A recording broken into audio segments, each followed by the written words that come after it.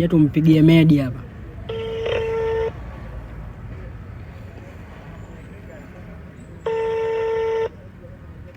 Hapo mtoto mbona unapiga sana simu? Mbona unajua kusoma na kuandika? Acha basi mambo yako Medi. Alafu mambo ya kujana huo mtoto.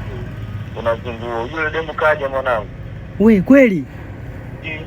Kaja asubuhi hapa kwanza. Kaja tena ile yetu kavaa kama kocha.